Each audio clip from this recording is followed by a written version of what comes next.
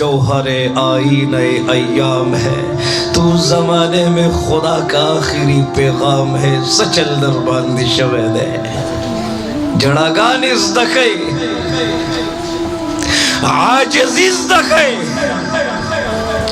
आगद अमाल हुसन चरतन पैदा कई कम द अमाल हुसन द तक़वा मेयार चिद रब्बुल आलमीन प दरबार के काबिल कबूल है. ए प जाली नोटनु बांधी दुकानदार सौदा नवर गए दा दरियान डक इबादत दा तोरंगी दा जुल्म इंतहा ए पदे गुनाहुनु बांधी बसंग जन्नत मिलावी की ददी गफलत लारो आखिरे मंजिल दे जहन्नम कंदी दी कना अद रब मनशा नशी के दे द मुसलमान लुरदा او بیا د پښتون لور د کولا او مخسر تور سر د پردي دکاندار مخې ته ناسته ده. دا تاسو څنګه برداشت کوئ؟ په ټیک ټاک باندې د لږ غونډې لایک په چکر کې د لږ غونډې شهرت په چکر کې هغې خپل حیا او خپل عزت په داو باندې ولګاو. دا د چا بچی دی چې په دې پردو ودونو کې ګډېږي او خلک تی ویډیوګانې کوي. دا بچی هم داسې کولاو پرېښی دی، دا لور هم داسې کولاو پرېښی ده او د دین او اسلام جرړې م پې ورېبلې. د دوی اصلاح لازمي ده. ای لور پیدا کېدل جرم نه دی. د لور نه لور ته د بیبي فاطمې د حیا صادر په سرول کمال دی. دې ته د خولا سودا خدیجة الکبرا زندگی بیانول دا زندگی ورته ښودل کمال دی. ته به د محمد رسول الله سره په جنت کې داسې ملګری دا دواړه ګوتې ونیولې ښه وښایه دې ته حیا وښایه دې ته عفت وښایه. ته د دې د عزت د صادر څوکیدار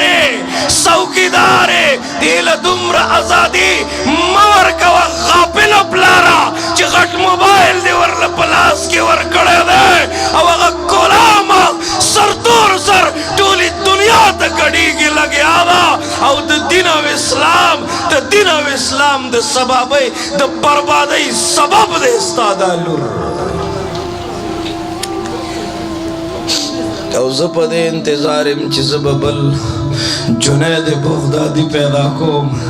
دا علماء کرام وګورئ الله درته څومره ښکلي علما درکړي دي. په دې چغو ستړي شو راولئ دا خپل بچي موږ سره کښېنوئ. چې د وخت جنید بغدادي مې درلته جوړ نه که بیا وایه ستا ما سره مینه نشته دی.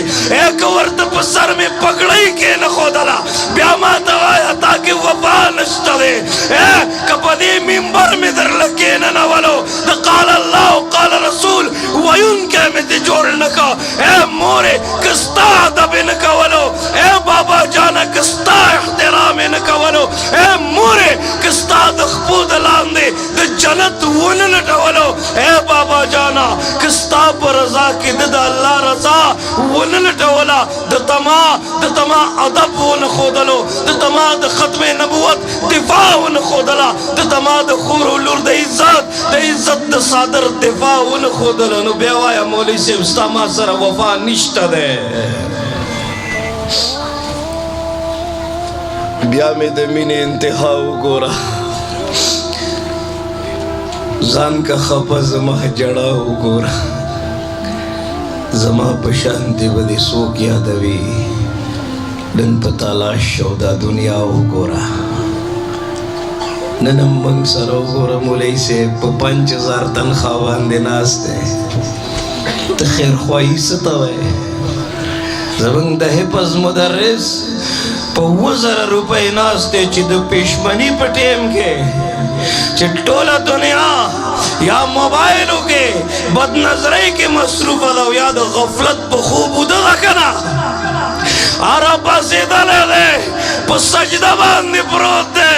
خپل الله ته جړاګانې کوي قرآن ته ناست دی موږ دپاره دعا د مغفرت غواړي لوی شیخ الحدیث من سره په 10,000 روپۍ تنخواه باندې ناست دی ته وفا څه ته وایې چا عالم سره مینه وکړه محمد رسول الله سرور کائنات وی د ما سره مینه وکړه چا ما سره مینه وکړه د الله سره مینه وکړه اے چا الله سره مینه وکړه الله به په خپل ذمہواری جنت ته داخل کړي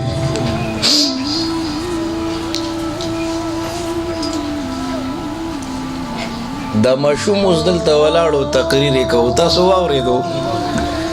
تاسو صرف تقریر واورېدو تاسو ته دې ښکارېدو نه ځکه دی د دې سټیج نه شاته و دې مولي صاحبانو ته به پته وي د خپې داسې رپېدې که نه تاسو ته پته ده دله دا همت چا ورکړی دی موږ ورله موبایل په لاس کې ورکړی ما ورته ویلي دي چې ته غلا وکړه ما ورته ویلي دي چې ټوله شپه په بدنظرۍ کې تېره کړه ما ورته ویلي دي چې نشې تماشې شروع کړه نه ستا د بچي خیرخوا به ما کتلې دي پرونه بله ورځ یو مولانا صاحب خپله مدرسه کې دیوال ته ډډه والې وجړلې ما مولانا صاحب ولې دومره غمجنې و یو شاګرد را سره و یو طالب علم ویش سپارې یادې کړې وې او ویش سپارې بغیر غلطۍ په یو ورځ باندې اورولې شوې ښه نو ما دا خو د خوشحالۍ خبره ده ته ولې دومره غمجنې ما ته مولانا صاحب هغه له مور موبایل واخیستو مدرسې پرېښودله او بدنظرۍ کې مبتلا شوی دی بچی ستا دی جاړي هغه ته خیرخوا چاته وې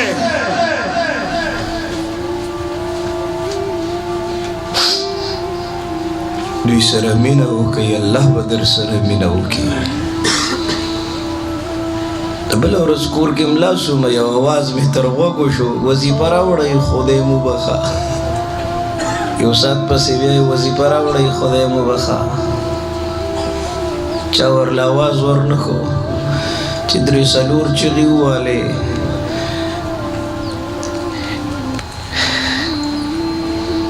یو ساعت پسې اواز وکړو وظیفه پخه ده زړه کې مې درد پیدا شو چې نه د پخه ورته ووایې که نه